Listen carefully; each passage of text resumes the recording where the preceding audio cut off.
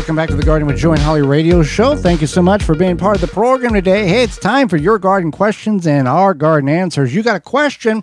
There's 2 ways to send it over. Well, 3 if you want to stop by the studio, but don't do that.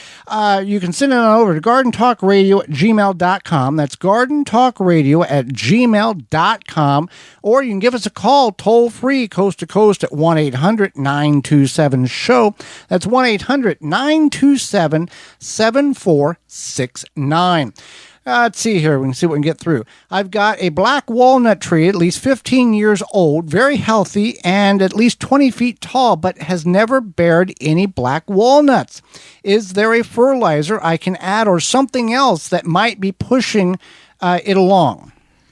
So nitrogen fertilization is essential for stimulating nut production of black walnut trees. Adding nitrogen will stimulate leaf growth and increase the annual female flower production. It is recommended to apply nitrogen fertilizer at least in the spring, and then you could apply it again at the end of summer before fall. So those are your options. You want to apply the nitrogen fertilizer. There's lots on the market for black walnut, fruit and nut trees, etc. Now, the question that you may be thinking, does it need a second tree? And no, black walnut trees do not need more than one tree to pollinate. They can self-pollinate themselves. But there are some fruit trees out there, or whenever you're looking at specific trees for a production of some type of material, you want to find out, is there do I need 2 or is 1 good enough? And in this case, it's fine. So just a lack of nitrogen, even though the tree may be looking good, it's still not, it's surviving. It's not thriving is what it comes down to. Okay. Next question here is, first year gardening in a raised bed in Ohio. I used a soaker hose in my beds. Should I blow out the hose and store it inside before winter?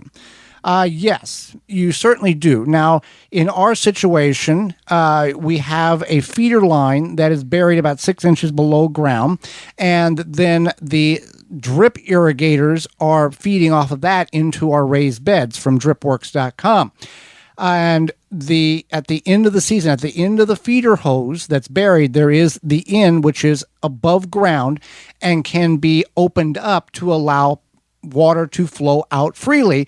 And prior to the first frost or first freeze, that would be, I will take and open that end of the feeder line out, open it up, and then go to the portion where it is connected to the faucet, detach that, take the filter off, remove the filter, and put the cap back in the housing, hook a vacuum that will blow air out, because they don't have an air compressor. And so you can use a shop vac, or some upright vacuums have this feature where you can revert the air out instead of in. And I will tape the hose to the feeder line and run it for about 10 minutes, having that end cap open to allow the water to flow out.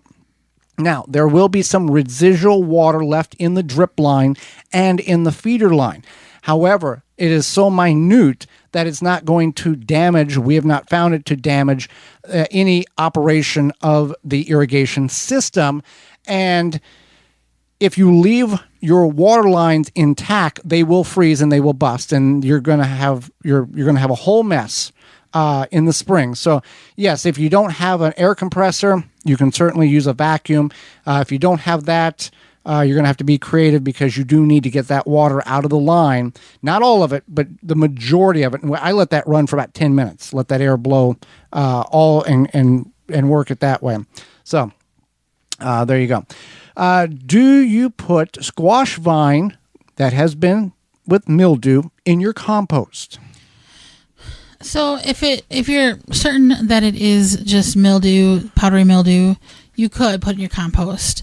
If you're not certain, if any plants that seem diseased or... So you said put it in your compost. You don't want to put it in your compost if you know it's diseased. Right. If it's not diseased, put it in the compost. Yeah, okay. That's what I mean. Yeah.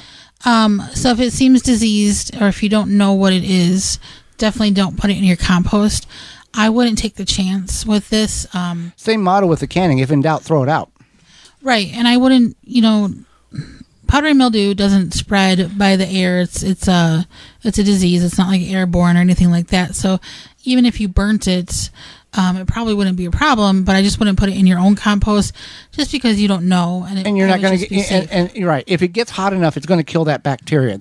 But most of our compost, there's a few of you out there that are very meticulous about how hot the internal temperatures of your compost pile gets, whether it's in a composter or in a pile on the ground.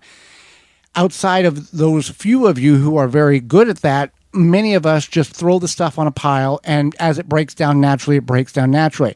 In this instance that you're speaking about, if it doesn't get hot enough, it can develop more powder, more spores, and then you're using that compost in your garden and introducing more issues in the garden than what you had prior. So throw it in the curb for the city. Well, don't even do that. Just throw it in the trash. No, just throw it in the trash. Now, if you are in one of those locations where we've talked about this in the program, they don't want you to throw vegetation in the trash. Well, here's what you do. You take a black trash bag, put the vegetation in the black trash bag, and then put that on the bottom of your can and put your house garbage on top of that, and makes everything go away. Just like on the farm.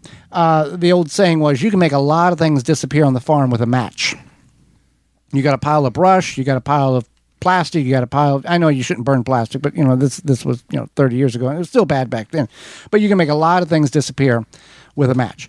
All right, I believe I have late blight on my tomatoes. Is there anything I can do to salvage what is there? Late blight at this point in the season, I would say I wouldn't worry about it. Wait, if it's on the leaves, it's on the fruit. If it's on the fruit, even if it doesn't show that is on the tomatoes itself, it is infected those tomatoes, and it is not recommended or good for you to consume those tomatoes that have been infected. You may not see it right now, but you bring them inside in a couple of days, you're going to see the effects of that late blight. It is an airborne spores that travel long distances and deposit on plants by rain, and can also spread and infect transplants if you keep this hot enough in your compost pile, or if you give it to the city and they put it in their compost pile and keep it warm enough, those spores can stay active all winter long. You bring it back in your garden and boom, you got the problem much earlier. So if you leave it, if you throw it in the trash or leave it exposed to the cold air in the winters, you're not going to have a problem with this as you would if you tried to mitigate the problem by, I'll compost it and make it go away. This does the opposite effect. This increases the population if you compost it. Okay, I've planted a lot of kale and I have been harvesting it slowly. When is the final time for me to harvest it? I've heard it still survives frost and light freeze. I want to keep using the fresh kale as long as possible. Well, this is kind of a choose your own adventure. Unless you get a hard freeze, it's going to keep doing its thing. You can use floating row covers to help protect it on those cold nights. Yeah, you can use floating row covers. You could just wait it out, see what happens. I know this particular person, and they grow the kale because they really enjoy the kale, and the fresh kale, and obviously saves you money. So yeah, you can do those things, and then once it does hard freeze, it might do well. It just depends. If you know it's going to hard freeze, for example, tonight, go in there and just cut everything ground level and bring it in the house. And you can blanch it, you can freeze it. But if you're going to use it in smoothie or whatever, you got a few days shelf life. But go ahead and mow it down to the ground to get everything out you can in case when that hard freeze comes.